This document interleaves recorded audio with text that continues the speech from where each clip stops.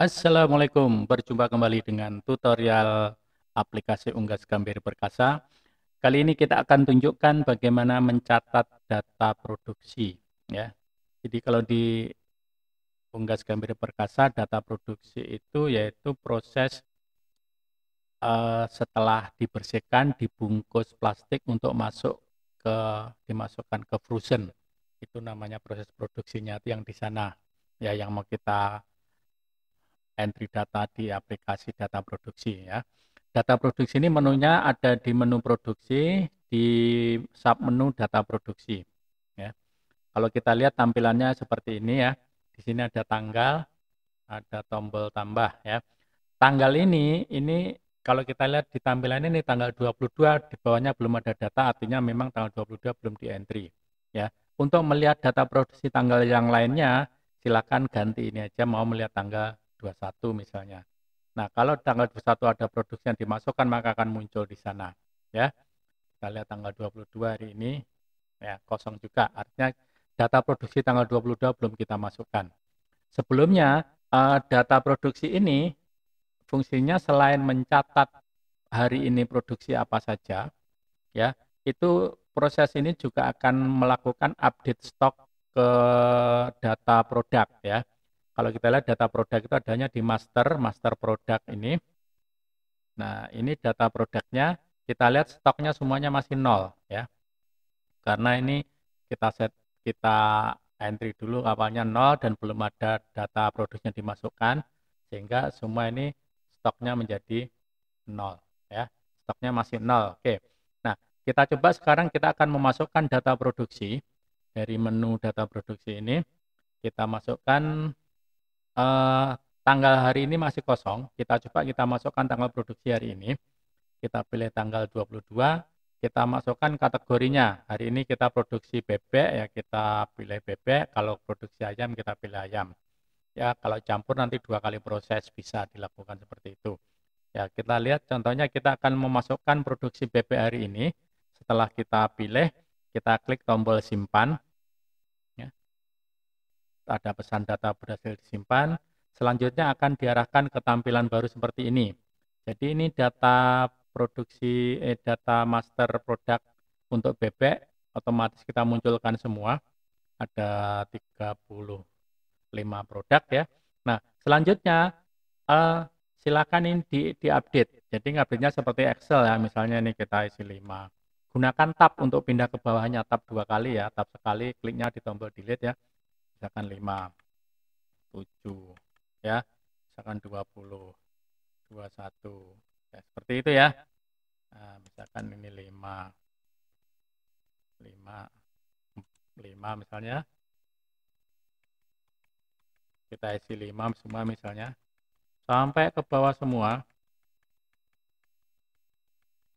Ya, lumayan banyak.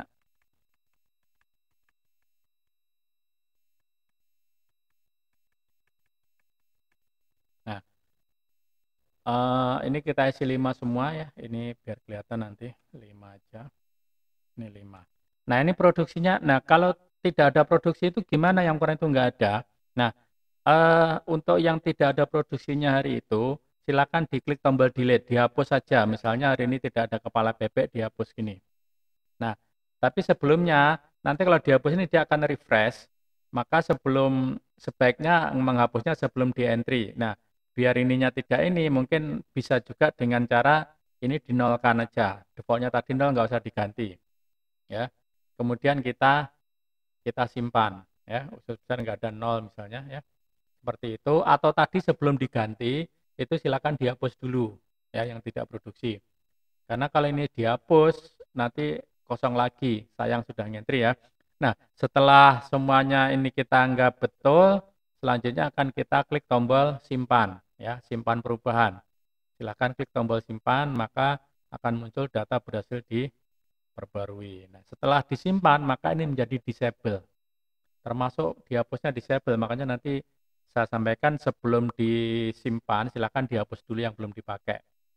Ya, kalau kita lihat berikutnya, setelah ini kita simpan, maka kita cek di data produk. Data produk, nah ini stoknya bertambah sesuai dengan data yang kita masukkan tadi ya. 4, 5, 5, 5, ada yang 0 ya. Jadi misalkan ini kita cek yang bebek saja. Yang ini stoknya bebek. Nah, tadi di bawah jantung sama ini 0 ya. Nah, ini kepala sama usus besarnya 0. Tidak ada perubahan stok ya. Seperti itu. Nah, ternyata kalau misalnya salah atau ternyata tadi harusnya nggak ada menjadi ada gimana? Ya, kita kembali ke data produksi ini ya. Kita proses, kita akan mengembalikan stok semuanya dulu, kita klik tombol edit ini. Setelah kita klik edit data gini, nah datanya kita edit, data open data berhasil siap diedit ya. Nah, ini kembali bisa diedit lagi. Nah, kalau kita lihat seperti ini, maka master produknya ini sebenarnya kita kembalikan lagi stoknya dulu. Nah, menjadi 0 dulu semua 0 dulu. Semua balik ke 0 lagi ternyata setelah kita edit. Nah, nanti kalau awalnya tidak 0 ya kembalinya tidak 0 sesuai dengan stok awalnya sebelum ini ya. Sebelum yang data terakhir ini yang kita simpan. Oke, nah di sini kalau sudah ini mungkin sudah bisa dihapus misalnya ini tidak ada, ya ada daripada melihat datanya nanti bingung, dihapus-hapusin ya. Karena begitu dihapus ini ampela bebeknya tidak ada dihapus. Oke, bebek 04-nya mulai 04 sampai ini misalnya ini bebek reject-nya tidak ada. Oke, brutonya tidak ada misalnya. Sayangnya menghapusnya harus satu-satu ini, usus besarnya dihapus. Ya. Terus jantungnya kita hapus, nggak ada hari ini, misalnya seperti itu. Atau dinolkan ya. Nah, kemudian ternyata yang ini, cakarnya nggak ada. Nah, kita lihat ternyata yang paling banyak ukuran 1,1 ini, dia 15, buat membedakan 25 lah. Ya, ininya 15. Kita lihat 1,1 sama 1,2-nya 15 sama 25 ya. Kita klik tombol simpan. Nah, kalau sudah diedit maka tombol simpannya aktif lagi, ininya bisa diedit. Kita klik tombol simpan.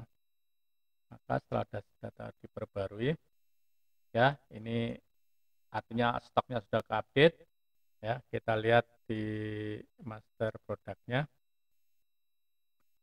Nah, ini stoknya seperti tadi ya. Ini kita lihat nih bebek 1,1-nya 25, 1,2-nya 15 ya. Yang lain tadi 0 karena memang tidak ada penambahan ya. Yang apa tadi jantung usus besar ya. Kita lihat. Oke, kita tampilkan semua yang bebek. Oke, ini 0 memang 0. Cakar jantung kita hapus tadi jadi 0 ya. Oke. Demikian tadi cara memasukkan data produksi. Nah, selanjutnya kita akan tunggu tutorial berikutnya untuk penjualan. Oke, terima kasih. Selamat